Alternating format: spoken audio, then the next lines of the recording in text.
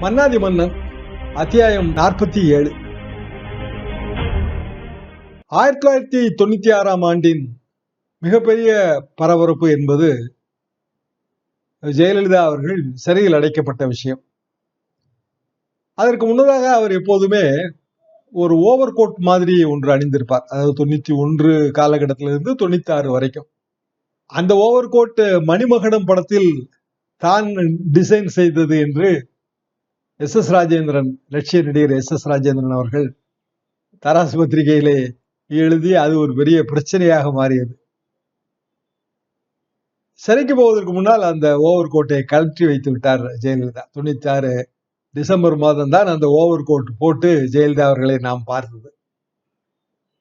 சிறையிலிருந்து வெளியே வந்த பிறகு நான் நகைகளே அணிய மாட்டேன் என்று அவர் பேட்டி கொடுத்தார். கடைசி வரைக்கும் அவர் நகைகளை அணியவில்லை.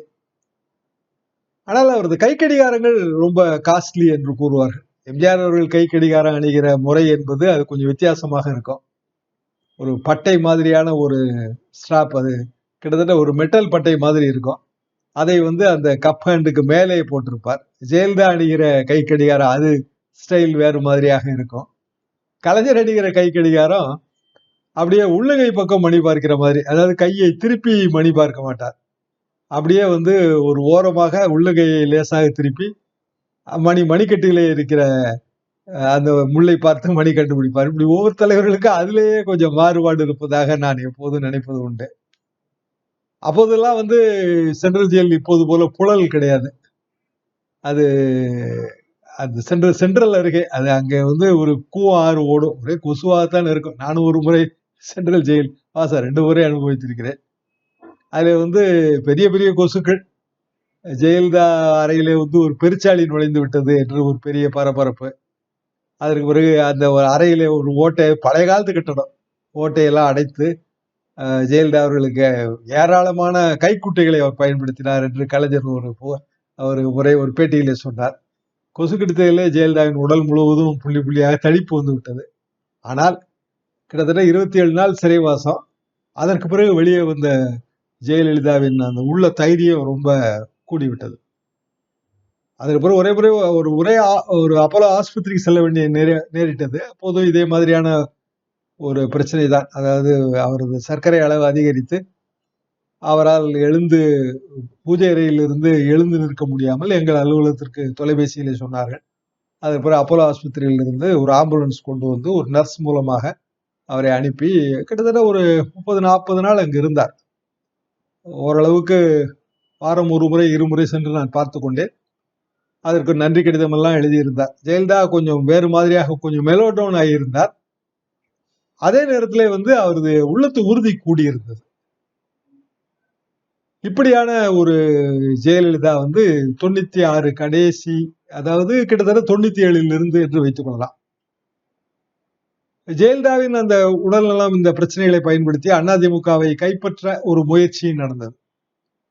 அதிமுகவின் 2வது பிளவு அதுதான். தலைமை வகித்தது அன்றைய தேதிக்கு முத்துசாமி அண்ணன், போட்டி அதிமுகவின் முதல் பொதுச் செயலாளர். அதற்கு பிறகு திருநாவுக்கரசு அவர்கள், திருநாவுக்கரசு, அரங்கநாயகம், கண்ணப்பன் மற்றும் முத்துசாமி அண்ணன். பிறகு திருநாவுக்கரசு அவர்களே பொதுச் செயலாளர் ஆனார். இப்படி இந்த போட்டி அதிமுக அப்போது வந்த ஒரு இடைத்தேர்தல், அது புதுக்கோட்டையிலே வந்த இடைத்தேர்தல், அதில் போட்டியும் போட்டது. அதை ஒட்டி 97 காலகட்டத்திலே உள்ளாட்சி தேர்தல்கள். முதலில் இன்றைய முதலமைச்சர் மு.க. ஸ்டாலின் அவர்கள் சென்னை மேயராக போட்டியிட்டார். அவர் ஏற்கனவே எம்எல்ஏ, ஒரு மந்திரி பதவி வைத்திருந்தார். மேயராகவும் போட்டியிட்டார். போட்டியிட்ட போது எங்கள் அலுவலகத்துக்கு ஒரு முறை வந்திருந்தார். மேயராக அவர் வெற்றி பெற்றார். 6 மாநகராட்சியில் தான், 6லுமே திமுக வெற்றி பெற்றது. புதுக்கோட்டை இடைத்தேர்தலில் போட்டி அதிமுக ஒரு 10,000-12,000 ஓட்டு வாங்கியது என்று நினைக்கிறேன். அதிமுகவால் வெற்றி பெற முடியவில்லை. இதுதான் 97 காலகட்ட நிலைமை. ஆக எதிர்கட்சி அதிமுகவுக்கு பெரிய வாய்ப்பு இல்லை, திமுகவுக்கு தான் வாய்ப்பு என்கிற ரீதியிலே தான் அரசியல் அமைந்தது. அதிமுகவின் முக்கியமான தலைவர்கள், பெருங்குண்ட தலைவர்கள் எல்லாம் கொஞ்சம் கொஞ்சமாக திமுகவுக்கு போக ஆரம்பித்தார்கள். முதலில் போனது கே.கே. அண்ணாச்சி. அவர் போட்டி அதிமுகவிலும் இருந்தார். அப்படியே வரிசையாக ஒவ்வொருவராக போக துவங்கினார்கள். ஜெயலலிதா, திருநாவுக்கரசு உள்ளிட்ட சிலரை கட்சியை விட்டு விலக்கினார். இந்த போட்டி அதிமுக பிரச்சனை கோர்ட்டுக்கும் போனது.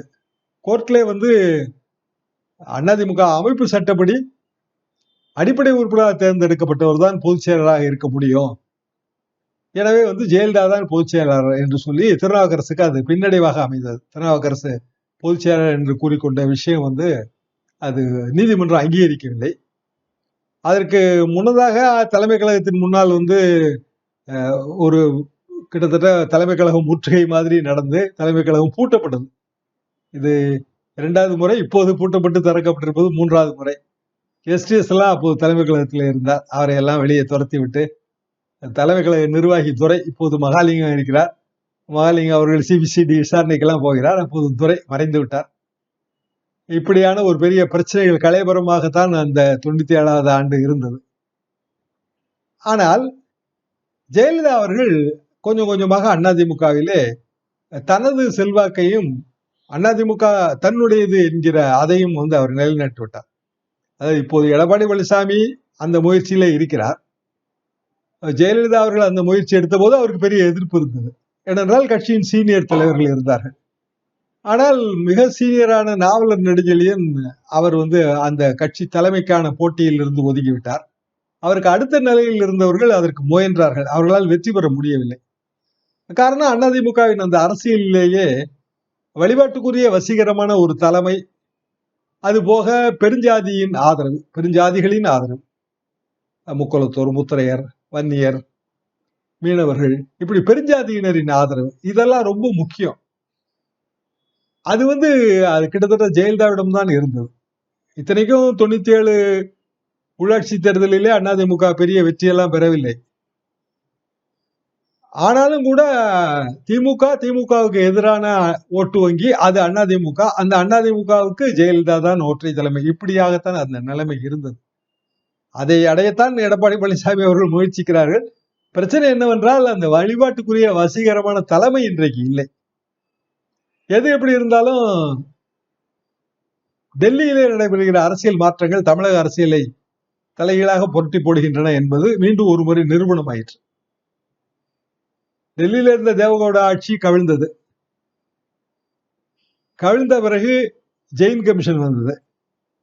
ஜெயின் கமிஷன் திமுகவை விசாரிக்க வேண்டும் என்று சொல்லும் போது ராஜீவ்காந்தி கொலை சம்பந்தமான அந்த மல்டி டிசிப்ளினரி அத்தாரிட்டி, அதாவது பலநோக்கு கமிட்டி அமைக்க வேண்டும், சர்வதேச சதி இருக்கிறது, சாமியார் சந்திரசாமியின் பங்கு இருக்கிறது என்றெல்லாம் பிரச்சனைகள் கிளப்பப்பட்டன டெல்லி அரசியலிலே.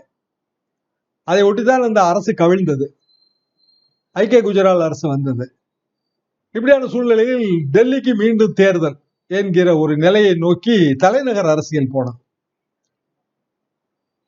இங்கு திமுக தமாக கூட்டணி அது ரொம்ப பலமாகவும் இருந்தது. ரஜினிகாந்த் வழக்கம் போல ஆதரவு. இப்படியான ஒரு சூழலில் அதிமுகவுக்கு வெள்ளி விழா வந்தது. அதாவது 1972 ஆரம்பித்த கட்சி 1997 அதற்கு வெள்ளி விழா வந்தது. வெள்ளி விழாவை மிக பிரமாண்டமான ஒரு மாநாடாக நடத்த வேண்டும், அது கட்சிக்கு எழுச்சியாக அமையும் என்று ஜெயலலிதா நினைத்தார். அப்படி அவர் நினைக்கும் போது அதற்கு அவர் தேர்ந்தெடுத்த இடம் திருநெல்வேலி. திருநெல்வேலியிலே வெள்ளி விழா மாநாடு. வெள்ளி விழாவுக்கு ஒரு மலர் போடுகிற பொறுப்பு எனக்கு தரப்பட்டது. நான் அதை ஒரு பெரிய வாய்ப்பாகவே கருதினேன். நான் பார்க்க வளர்ந்த கட்சி, எம்ஜிஆர் மன்றத்திலிருந்து வந்தவர்கள் நாங்கள், எம்ஜிஆர் ஆரம்பித்த கட்சி, அதற்கு வெள்ளி விழா, அந்த மலர் தயாரிக்கிற வாய்ப்பு என்று வரும்போது அடிக்கடி ஜெயலலிதா படங்கள் எல்லாம் இல்லை, ஜெயலலிதா அவர்களே அவரது ஆல்பத்தில் இருந்து படங்களை எல்லாம் எடுத்து எல்லா படங்களையும் பத்திரமாக திருப்பி தந்து விட வேண்டும் என்கிற நிபந்தனையோடு கொடுத்தார். ஓரிரு படங்கள் நாம் எடுத்து வைத்துக் கொண்டால் எப்படி கண்டுபிடிப்பார் என்று நான் நினைத்தேன். ஆனால் படங்களுக்கு பின்னால் பென்சிலை வைத்து 1, 2, 3 என்று எண்ணிட்டு இத்தனை படங்கள் என்று கையெழுத்து வாங்கி கொண்டு கொடுத்தார். பிறகு திருப்பி கொடுக்கும் போது அந்த எண் வரிசை சரியாக இருக்கிறதா என்று பார்த்தார். அது அவ்வளவு ஜாக்கிரதையாக இருப்பார். அந்த மலரை ஜெயலலிதா அவர்கள் வெளியிட்டார்கள், நாவலர் அவர்கள் வெளியிட்டார்கள், ஜெயலலிதா அவர்கள் பெற்றுக்கொண்டார்கள். அப்போது செல்வ கணபதி எல்லாம் அதிமுக அந்த தொண்டர் படை என்று வைத்திருப்பார்கள். அந்த யூனிஃபார்ம் எல்லாம் போட்டு அந்த புகைப்படங்கள்லாம் இன்னமும் என்னிடம் பத்திரமாக இருக்கின்றன. இப்படியான வெள்ளி விழா மாநாட்டிலே தலைவர்கள் கலந்து கொள்கின்ற அந்த தலைவர்கள் வரிசையை வைத்து அரசியலின் போக்கை யூகித்து விடலாம். ஒரு அரசியல் கட்சியின் எதிர்கால கூட்டணி எப்படி அமையும், அரசியல் கட்சி தலைவர் வீட்டிலே நடக்கிற சுப நிகழ்ச்சிகளுக்கு யார் யார் வருகிறார்கள் என்பதை வைத்து, உதாரணமாக இல்ல திருமணம், அதே போல மாநாடு, போராட்டங்கள், இவற்றில் யார் யார் கலந்து கொள்கிறார்கள் என்று தீர்மானித்து விடலாம். இப்போதெல்லாம் அந்த போராட்டங்களிலே கூட்டணி கட்சிகளை சேர்ப்பதே இல்லை. கூட்டணி கட்சிகள் அதை விரும்புவதாக தெரியவில்லை. ஆனால் மாநாடுகள், அவற்றிலே கூட்டணி கட்சி தலைவர்கள் பங்கெடுத்துக் கொள்வது என்பது அன்றைக்கெல்லாம் ஒரு மரபாக இருந்தது. எல்லாம் ஒரு 25 ஆண்டுகளுக்கு முந்தைய மரபு தான். அப்படி திருநெல்வேலி மாநாட்டிலே கலந்து கொள்கிற மிக முக்கியமான தலைவர் பாரதிய ஜனதாவின் புதுடில்லியில் அத்வானி அவர்கள். அது மிகப்பெரிய ஆச்சரியம். காரணம் தமிழ்நாட்டுக்கு அத்வானி வருவது, அது அநேகமாக சொற்பமான முறையில் தான் வந்திருப்பார். அப்போது வாகைக்குளம், அதாவது தூத்துக்குடி பக்கத்தில் இருக்கிற இந்த ஏர்போர்ட் கிடையாது, ஒரு ஏர் ஸ்ட்ரிப் உண்டு. NEPC என்கிற ஒரு விமான நிறுவனம். இந்த விமான நிறுவனத்தோடு ஒரு தொடர்பு உண்டு. எப்படி என்றால், அதிமுகவுக்கு என்று JJ டிவி இருந்தது. அது அமலாக்கத்துறை பிரச்சனை காரணமாக அது முடக்கப்பட்டது. அதற்கு பிறகு ராஜ் டிவியிலே சில நிகழ்ச்சிகள் அதிமுக சார்பாக ஜெயலலிதா அவர்கள் விரும்பி கேட்டுக்கொண்டபடி நான் செய்து கொடுத்துக் கொண்டிருந்தேன். ஆனால் அவர்கள் அதை நிறுத்திவிட்டார்கள். எனவே ஒரு குறைந்தபட்சம் ஒரு 3 மணி நேர சேனலாவது வேண்டும் என்று ஜெயலலிதா விரும்பிய போது NEPC ஒரு சேனல் வைத்திருந்தார்கள். அவர்கள் அது தமிழ்நாட்டிலே பிரபலமாக இல்லை. ஆனால் அதை அவர்கள் ஒரு 4 மணி நேரம் தருவதற்கு தயாராக இருந்தார்கள். அதாவது மாலை கடைசியிலே ஒரு 15 நிமிடம் செய்தி. இப்படியான ஒரு முயற்சியை அந்த காலகட்டத்தில் எடுத்தோம். அந்த NEPC ஒரு தொடர்போடு இருந்த அவர்களுக்கு விமானம் இருந்தது. அந்த விமானத்தை தனியார் விமானத்தை வாடகைக்கு எடுத்து அதிலே சென்னையிலிருந்து தூத்துக்குடிக்கு அந்த வாகைக்குளம் ஏர் ஸ்ட்ரிப்புக்கு அத்வானி இறங்கி அவரை வரவேற்று மாநாடு மேடைக்கு அழைத்து வந்தார்கள். மாநாடு மேடையிலே கலந்து கொண்ட பிற தலைவர்கள், பாட்டாளி மக்கள் கட்சியின் நிறுவனர் மருத்துவர் ராமதாஸ், மதிமுகவின் வைகோ, ஜெயலலிதாவுக்கு எதிராக மிகப்பெரிய புரட்சி கொடி உயர்த்திய டாக்டர் சுப்பிரமணிய சாமி, ஜெயலலிதாவுக்கு எதிராக ஊழல் புகார் பட்டியல் எல்லாம் கொடுத்த தமிழ்நாடு காங்கிரஸ் கட்சியின் முன்னாள் தலைவர் வாழப்பாடி ராமமூர்த்தி, இப்படியான ஒரு அணிவகுப்பு. ஆக பாரதிய ஜனதா, பாமக, மதிமுக ஒவ்வொருக்கும் 5 இடங்கள். பின்னால் அடுத்த மாதத்தில் தேர்தல் நடக்க இருக்கிறது. ஒவ்வொருக்கும் 5 இடங்கள், மற்றவர்களுக்கு ஒரு இடம். இப்படியான ஒரு கூட்டணியை ஜெயலலிதா கட்டி அமைத்தார். கூட்டணி ரொம்ப முக்கியம் என்பதற்கு அது ஒரு பெரிய உதாரணம். இதிலே மதிமுக, வைகோ அவர்களை பற்றி நாம் இந்த இடத்துல நன்றாக புரிந்து கொள்ள வேண்டும். தமிழ்நாடு அரசியலையும் அதிமுக அரசியலையும் புரிந்து கொள்வதற்கு அது உதவியாக இருக்கும். வைகோ திமுக MP. 1989 பிப்ரவரி 6ஆம் தேதி திமுக தலைமையிடம் அவர் அனுமதி பெறாமல் இலங்கை சென்று பிரபாகரன் அவர்களை சந்தித்தார். 33 நாட்கள் அவர் இல்லை. அதற்கு பிறகு தமிழகம் திரும்பினார். அதாவது ஒரு MP, அவர் பாஸ்போர்ட், விசா எதுவும் இல்லாமல் அயல் நாட்டுக்கு சென்று வந்தார். இது பெரிய பிரச்சனையாக மாறியது. இதற்கு வைகோ திமுக தலைமை, செயற்குழு எல்லாரும் மன்னிப்பும் கேட்டார். ஆனால் படிப்படியாக ஓரங்கட்டப்பட்டார். அதாவது விடுதலை புலிகளோடு அவருக்கு இருந்த நெருங்கிய தொடர்பு, அவர் அதை மறுக்கவும் இல்லை. 91 தேர்தல் பிரச்சாரத்தில் ராஜீவ்காந்தி கொலை காரணமாக திமுகவுக்கு பின்பு பெரிய பின்னடைவு, திமுக ஆட்சி கலைக்கப்பட்டதற்கு வைகோ தான் காரணம், இப்படியெல்லாம் ஆகிவிட்டது. எனவே கூட்டங்களுக்கு வைகோவை அழைக்க வேண்டாம் என்று திமுக தலைமை முடிவெடுத்து 91 நவம்பர் 26ஆம் தேதி வைகோ கட்சியை விட்டு நீக்கப்பட்டார். அதற்கு பிறகு அவர் திமுக நாங்கள் தான் என்றெல்லாம் கூறி அது இல்லை என்றாகி போட்டி திமுக மாதிரி மதிமுக தோன்றி, இன்றைக்கு திமுக கூட்டணியில் இருந்தாலும் அன்றைக்கு மதிமுக தோன்றும் போது அது கிட்டத்தட்ட அதிமுகவுக்கே போட்டி என்றெல்லாம் பேசப்பட்டது. ஆனால் அப்படி நடக்கவில்லை. 96 தேர்தலில் நான் ஏற்கனவே கூறியிருக்கிறேன், அப்படி நடக்கவில்லை.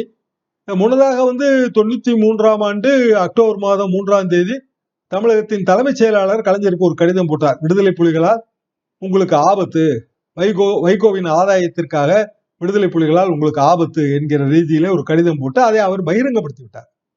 இதெல்லாம் சேர்ந்து எப்போதுமே திமுகவோடு இணைந்து பணியாற்ற முடியாது என்கிற நிலைமை வந்துவிட்டது என்று வைகோ கருதினார்.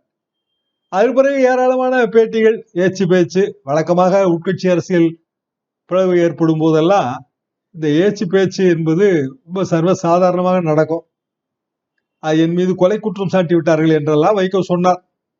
ஆக அவரை கட்சியை விட்டு நீக்கும் போது அதை எதிர்த்து நொச்சிப்பட்டி தண்டபாணி, இடிமலை உதயன், கோவை பாலன், உப்பிலியாபுரம் வீரப்பன், கோவை மேலப்பாளையம் ஜஹாங்கீர், இப்படி பலரும் தீக்குளித்தெல்லாம் இறந்தார்கள். 9 மாவட்ட செயலாளர்கள், 400 பொதுக்குழு உறுப்பினர்கள். இன்றைக்கு 2700 பொதுக்குழு உறுப்பினர்கள் அதிமுகவில். ஓபிஎஸ் பக்கம் எத்தனை பொதுக்குழு உறுப்பினர்கள் இருக்கிறார்கள் என்றே தெரியவில்லை. ஆனால் அன்றைக்கு 400 பொதுக்குழு உறுப்பினர்கள் வந்தார்கள். அதை வைத்துத்தான் தேர்தல் ஆணையத்திலே வைகோ அவர்கள் நான் தான் திமுக என்று அந்த கிளைம் வைத்தார். செங்குத்தான பெரும்பிளவானது. ஆனால் தேர்தல் ஆணையம் கலைஞருக்கு ஆதரவாக தீர்ப்பளித்தது. உதயசூரியன் சின்ன கலைஞருக்கு ஆதரவாக போனது. இப்படியான சூழ்நிலையில் தான் 1994 மே மாதம் 6ஆம் தேதி அந்த வைகோ தலைமையிலே மறுமலர்ச்சி திராவிட முன்னேற்ற கழகம் உருவானது. அதுவும் அதிமுக எதிர்ப்பு அரசியலைத்தான் செய்தது. அதாவது 97 உள்ளாட்சி தேர்தல் வரைக்கும் அதிமுக எதிர்ப்பு அரசியலை செய்த வைகோ அதிமுக வெள்ளி விழா மேடையிலே ஒன்றாக காட்சியளித்தார் ஜெயலலிதாவோடு. அப்போது அந்த கூட்டணி வரிசை தெரிந்து விட்டது. திமுக தமாக கூட்டணி அவர்கள் நாங்கள் கண்டிப்பாக வெற்றி பெற்று விடுவோம் என்கிற அந்த உறுதிப்பாட்டில் இருந்தார்கள். காரணம் 96 சட்டமன்ற தேர்தல் புள்ளி விவரங்கள், ரஜினிகாந்த் அந்த ஆதரவு நிலைப்பாடு. இந்த கூட்டணி ஒரு ராக்டாக் அலையன்ஸ். அதாவது பொதுவாக தேர்தல் கூட்டணிகளை இயற்கையான கூட்டணி, வானவில் கூட்டணி, ராக்டாக் அலையன்ஸ், கதம்ப கூட்டணி என்று அழைப்பார்கள். பல்வேறு கட்சிகள் ஒன்றாக சேர்ந்து அமைவது கதம்ப கூட்டணி. இயற்கையான கூட்டணி வானவில் கூட்டணி. இந்த ரெண்டும் அனைவருக்குமே தெரியும். பல கட்சிகள் ஒன்றாக சேரும்போது வானவில் கூட்டணி என்று சொல்வார்கள். இப்படியான ஒரு சூழ்நிலையில் வைகோவுக்கு ஒரு பெரிய ஆதரவு இருந்தது. அதாவது கிட்டத்தட்ட ஒரு 6% வாக்கு அவர் 96 தேர்தலிலே வாங்கியிருந்தார். இளைஞர்கள் மத்தியிலே பெரிய ஆதரவு இருந்தது. அந்த அவரது நடைபயணம் கிட்டத்தட்ட 1500 கிலோமீட்டர் நடைபயணம். இப்படி வைகோ ஒரு பெரிய தலைவர். பாரதிய ஜனதாவுக்கு பெரிய ஆதரவு இருந்ததாக கணிக்க முடியவில்லை அன்றைய காலகட்டத்தில். எனக்கு கூட அந்த கூட்டணி மீது ஒரு அவநம்பிக்கை இருந்தது. அதை ஜெயலலிதா அவர்கள் கூறிய போது அவர் அதை ஒத்துக்கொள்ளவே இல்லை. நீங்கள் உங்க அலுவலகத்துக்கு செல்லுங்கள் என்று இந்த கூட்டத்திலிருந்து என்னை வெளியே அனுப்பிவிட்டார். பொதுவாக தலைவர்கள் அப்படித்தான். இந்த ராஜ சிந்தனையோடு ஒத்து போனால்தான் ராஜாக்களோட நாம் இருக்க முடியும். நமது கருத்தை நாம் சொன்னோம் என்றால் அரசர்கள் நம்மை புறந்தள்ளி விடுவார்கள். இதுதான் உண்மை. பத்திரிகையாளர்களுக்கு ஒரு வழி இல்லை. இந்த கருத்து சொல்லியே பழக்கப்பட்டு விட்டோம். எனவே யாராவது கருத்து கேட்டால் நாம் நமது கருத்தை சொல்வோம். அது அவர்களுக்கு பிடித்திருந்தால் நம்மை தூக்கி வைத்து கொண்டாடுவார்கள், உச்சி மீது வைத்து மெச்சி புகழ்வார்கள். பிடிக்கவில்லை என்றால் நம்மை தள்ளி விடுவார்கள். நானும் 40 ஆண்டு காலத்திலே அதையும் பார்த்தவன் தான். இப்படியான ஒரு நிலைமை அந்த 97 கடைசி. திருநெல்வேலி மாநாடு நான் சென்றிருந்தேன். மிக பிரம்மாண்டமான கூட்டம், பெரிய பேரணி, விடிய விடிய நடந்தது. ஜெயலலிதா அவர்கள் ஒரு மேடையில் நின்று அதை விடிய விடிய பார்வையிட்டார். இப்படியான சூழலில் 98 மக்களவை தேர்தல் வந்தது. மக்களவை தேர்தலிலே கோவை வெடிகுண்டு, தமிழ்நாட்டின் மறக்க முடியாத ஒரு கரும்புள்ளி சம்பவம். அதனால் ஏற்பட்ட விளைவுகள் என்னென்ன, அதிமுக அரசியலிலே அது எத்தகைய மாற்றங்களை ஏற்படுத்தியது, வரவிருக்கிற அத்தியாயங்களில் பார்ப்போம். நன்றி, வணக்கம்.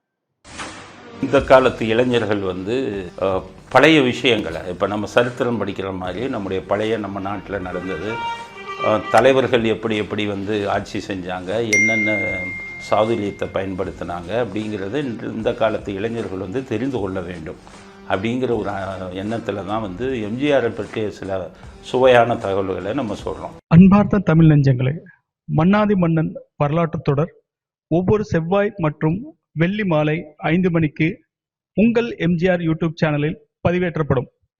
காண தவறாதீர்கள். சேனலை சப்ஸ்கிரைப் பண்ணிட்டீங்களா? பண்ணலனா மறக்காம சப்ஸ்கிரைப் பண்ணுங்க. சப்ஸ்கிரைப் பட்டனையும் பெல் ஐக்கானையும் உடனடியாக கிளிக் பண்ணுங்க.